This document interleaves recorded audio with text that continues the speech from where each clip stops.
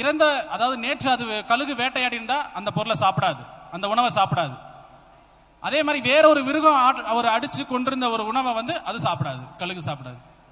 அன்னன்னைக்கு என்ன கிடைக்குதோ அதை தேடி பிடிச்சு அடித்து அதுதான் வேட்டையாடி அதுவே சாப்பிடும். நான் என்ன சொல்ல வரேன்னா, ஒவ்வொரு நாளும் புது புது தேடல் இருக்கணும் இளைஞர்களுக்கு. ஒரு தொழிலாளர் இருக்கட்டும், ஒரு முதலாளர் இருக்கட்டும், யாரா இருந்தாலும் ஒவ்வொரு நாளும் தனி ஒரு முயற்சி தொடர்ந்து இருந்துகிட்டே இருக்கணும். தனியான ஒரு தேடல் இருக்கணும். ஒவ்வொரு நாளும் புதுசு புதுசா பிறந்துகிட்டே இருக்கணும் அப்படின்னு தான் சொல்லுவாங்க. அடுத்ததா, நிறுவனங்களின் வளர்ச்சி தனி மனித வளர்ச்சியை தீர்மானிக்கிறதுன்னு முருகேஸ்வரி அவங்க பேச வர்றாங்க. பள்ளி ஆசிரியர்.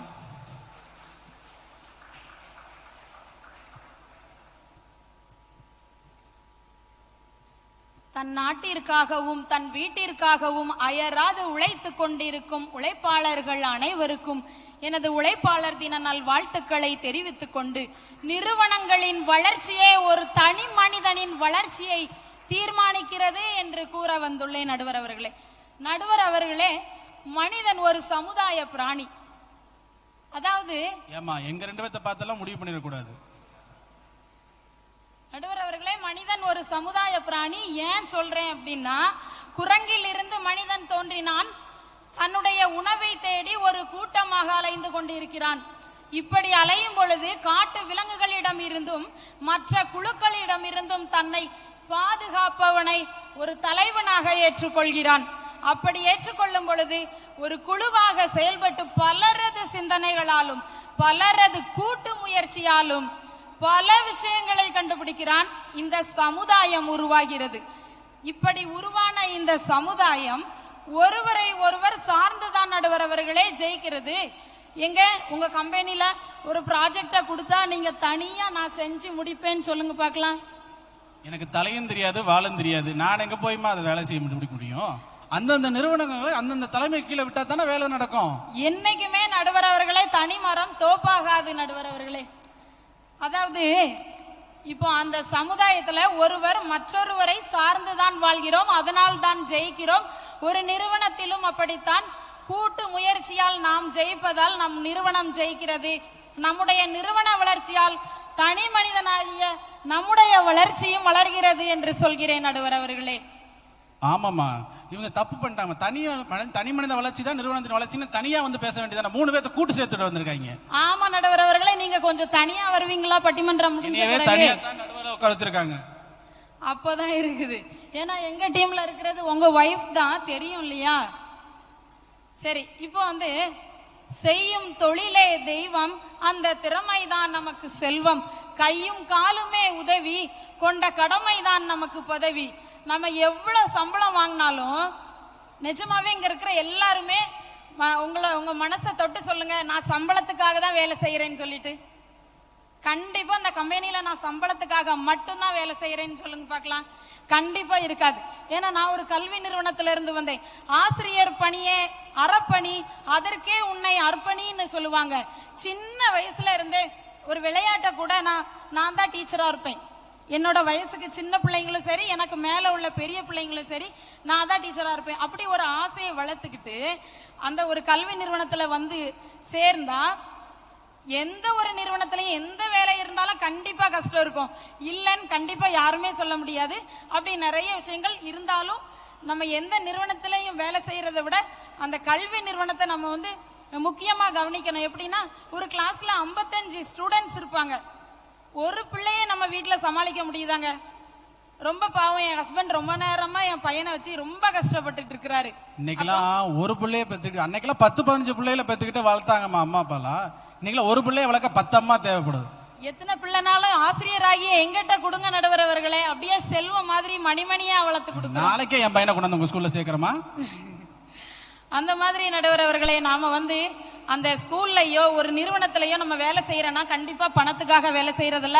அந்த அந்த நம்ம பணத்தையும் தாண்டி நமக்கு ஒரு சாட்டிஸ்பாக்சன், நமக்கு ஒரு திருப்தி இருக்கும் இல்லையா?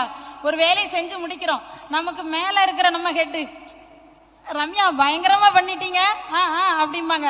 அந்த ஒரு வார்த்தை, அந்த ஒரு ஸ்மைல், அதுக்காக தானே நாம எல்லாருமே உழைக்கிறோம். கண்டிப்பாக சம்பளத்துக்காக மட்டுமே உழைக்கல நடுவர் அவர்களே. இப்போ எப்போ நாம அந்த வேலையை செஞ்சாலும் அந்த செயல்ல ஒரு நேர்த்தி இருக்கணும். இப்படிதான் கல்யாணம் ஆன புதுசுல எங்க மாமாவுக்கு மீன் குழம்பு வச்சு கொடுத்தேன். எனக்கு முதல்ல மீன் குழம்பே தெரியாது. 10-15 யூடியூப் சேனல்ல தேடி தேடி அப்படியே ஏதோ ஒரு விதமா மீன் குழம்பு வச்சு கொடுத்துட்டேன்.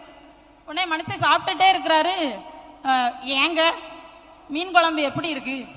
அவர் சொல்லிட்டு போறாரு, கார குழம்பு நல்லா இருக்குமா அப்படின்ட்டு போறாரு. என்ன இந்த மனுஷன்? இல்லம்மா, நீ கல்யாணம் பண்ண புதுசுல செஞ்சிருக்க மாட்டேன், ஒரு 10 நாள் கழிச்சு செஞ்சிருப்ப. 10 நாள் சாப்பிட்டதுல நாக்கு செத்து போயிருக்கும். அதனால அந்த குழம்பு என்னன்னு தெரியல, வேற ஒண்ணும் இல்ல. அப்போ என்ன இந்த மனசை கார குழம்புன்னு சொல்லிட்டு போறாரு? எவ்வளவு கஷ்டப்பட்டு 10 யூடியூப் சேனல்லயே இருந்துட்டு ஒரு சேனல்ல கூட மிஸ் பண்ணாம நான் குழம்பு வச்சு வச்சிருக்கேன். கிச்சன்ல போய் பார்த்தா மீன் வாங்கின சட்டியில இருக்குது, சட்டிக்குள்ள ஒரு பூனை தலையை விட்டுட்டு இருக்கு, அந்த பூனை ஒரு மீனை தூக்கிட்டு போகுது. இப்படித்தான் நடுவர் அவர்களே, நம்ம செய்யும் செயல்லைய தொழில்ல ஒரு நேர்த்தி இல்ல, நமக்கு அந்த தொழில்ல ஒரு ஈடுபாடு இல்லைன்னா நமக்கு கிடைக்கக்கூடிய வாய்ப்பை ஏதோ ஒரு பூனை தட்டி தூக்கிட்டு போயிடும் நடுவர் அவர்களே. அருமையான கருத்து. அதாவது கிடைக்கக்கூடிய இடத்தை சரியா பயன்படுத்திக்கணும். வாய்ப்பு கிடைப்பது ரொம்ப அரிது. ஒன்றும் இல்லை, எங்கள் டீமில் இருக்கிற இதே பட்டிமன்ற டீமில் இருக்கக்கூடிய ஒரு பெண்க்கு வந்து ஒரு காலேஜில் ஒரு பட்டிமன்றத்துக்கும் ஒரு பேச்சு போட்டிக்கு போயிருந்தாங்க. அப்போது ஒரு போட்டி நடந்துட்டு இருக்கு. அந்த போட்டியில் பார்த்தீங்கன்னா 3 பிரைஸ் அனௌன்ஸ் பண்ணுறாங்க. 3 பிரைஸில் first, second, third 3 prize announce பண்ணுறாங்க. ஒரு போட்டி மைமிங் போட்டி, முகத்தில் இது பேஸ்ட் மாதிரி பூசிட்டு ஒரு மைமிங் ஆக்ட் பண்ணணும். 3 பிரைஸ் அனௌன்ஸ் பண்ணுறாங்க. ஆனால் பங்கேற்பாளர் எத்தனைனா ஒரே ஒரு ஆள். பங்கேற்பாளர் ஒரே ஒரு ஆள். 3 பிரைஸ், 3 பிரைஸுக்கு பணம். First prize 3000, second prize 2000, third prize 1000. நீங்களும் அந்த என்ன பண்ணிருப்பீங்க? எல்லாம் முடிஞ்ச அளவுக்கு எல்லாரும் ஓரமா ஒதுங்கிருப்பாங்க, நமக்கு எதுக்கு அது தேவையில்லாத வம்புன்னு. ஆனா அந்த டீம்ல இருந்த ஒரு பொண்ணு முயற்சி பண்ணாங்க. எதுவுமே தெரியாட்டியும் நம்ம முயற்சி பண்ணணும், கிடைக்கிற பிளாட்ஃபார்மை பயன்படுத்தணும்னு அவங்க ஒரு தாட்டை மனசுல வச்சுக்கிட்டு அந்த தாட்டை டிஸ்பிளே பண்ணாங்க. அவங்க ஃபர்ஸ்ட் பிரைஸ் அடிச்சாங்க. அதுக்கு ப்ரிப்பேர் ஆகி வந்த பையன் 2வது பிரைஸ் அடிச்சான். அப்ப பிளாட்ஃபார்மை யூஸ் பண்ணணும், நம்ம கிடைக்கிற வாய்ப்பை எப்பவுமே பயன்படுத்தணுமா. அருமையா பேசுங்க. அடுத்து இப்படிதான் நடுவர் அவர்களே, 2 நாளைக்கு முன்னாடி எங்க மாமியார் கிட்ட, அத்தை கொஞ்சம் காய் நறுக்கி கொடுங்கத்தான், நான் வேகமா வேலையை முடிச்சிருவேன். சரிம்மா குடுமான்னு சொல்லிட்டு காய் எடுத்துட்டு போய் டிவி முன்னாடி உட்காந்துட்டு அந்த அம்மா கட் பண்ணுது. திடீர்னு ஐயோ அம்மானு ஒரு அலறல் சத்தம். என்னத்த என்னாச்சு அப்படிங்க.